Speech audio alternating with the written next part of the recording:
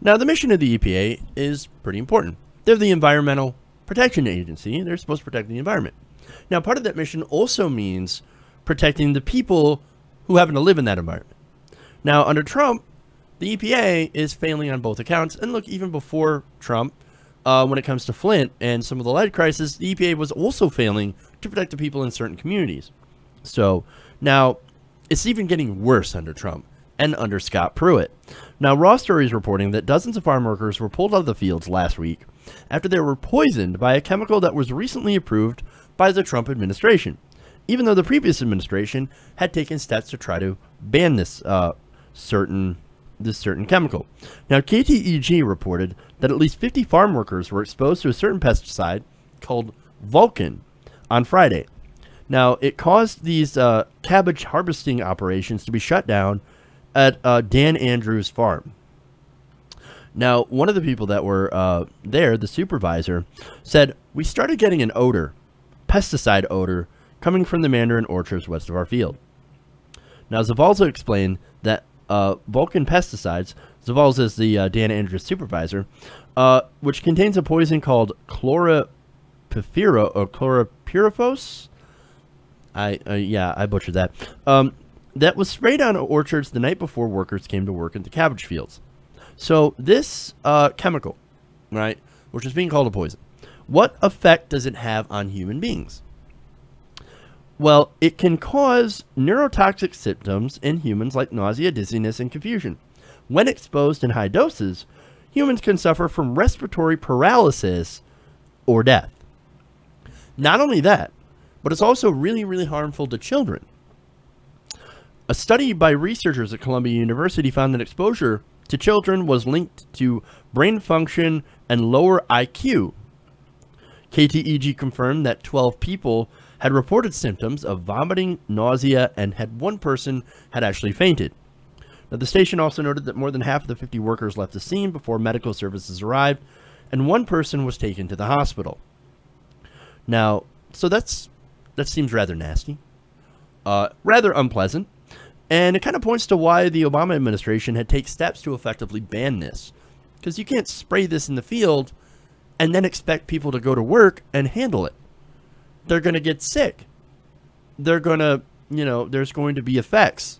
And God forbid if a child gets a hold of this stuff or gets near these fields, you're talking permanent brain damage. So now, of course, the Obama administration tried to ban this. Trump gets in, appoints Scott Pruitt to lead the EPA, and of course Pruitt, who doesn't believe in science or facts, says, no, we're going to put this back. Because you know what I believe in? I believe in the money. I believe in getting paid. And I believe in repaying the Trump donors. So he's like, hey, farmers, go ahead and use this. This thing that's been proven to be dangerous because, hey, science, what name so? Who cares? Now, after the agency said in a statement back in March when they reversed this ban, said by reversing the previous administration's steps to ban one of the most widely used pesticides in the world, we are returning to using sound science in decision making rather than predetermined results. No, but the science, it's funny, you talk about the science, but the science seems to point to this being dangerous to human beings. And not only that, but you just saw firsthand what happens when people come in contact with this pesticide, with this chemical. That's why the EPA tried to ban it. This wasn't to hurt farmers. It wasn't to make things more expensive. They did it to protect the workers. And look, do you really want to eat somebody? I know I don't want to eat something that's been doused in this stuff, knowing the effects of it. And I realize how important pesticides are. But see, that's why you have testing. That's why you have regulation. It's important. There is a reason that they do these things. There's a reason that they rely on scientific studies and then craft policy based on those studies. There's a reason they do that, and this is the reason. However, the Trump administration, and specifically the EPA under Scott Pruitt now, well, they are now spitting in the face of science in order to please their donors. Now, Dow Chemical had donated $1 million to fund Trump's inauguration. Dow Chemical is the one who produces this chemical.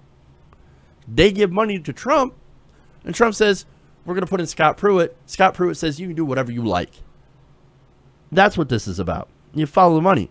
In April, they sent a letter to the Trump administration asking them to set aside and ignore research showing that this pesticide could be harmful to endangered species. Now, they mentioned endangered species, but as we saw, it's also apparently harmful to human beings. But again, this Trump administration, they're bowing to the donor class, putting their interests above your safety and their profit margin over the health and welfare of their workers. This is the Pruitt EPA in a nutshell. They don't care about you. They don't care about anything but the money. So you've got to get that money out. You've got to get the influence of corporations out of the government and actually get scientists in there to run the EPA. Scientists in there in order to make some of these decisions that are based on science. I know, radical idea. Hey everybody, thanks for watching this video. If you want to see more like this, please hit the subscribe button below. And if you want to support truly independent progressive media, please consider becoming a patron at patreon.com/TYTNation.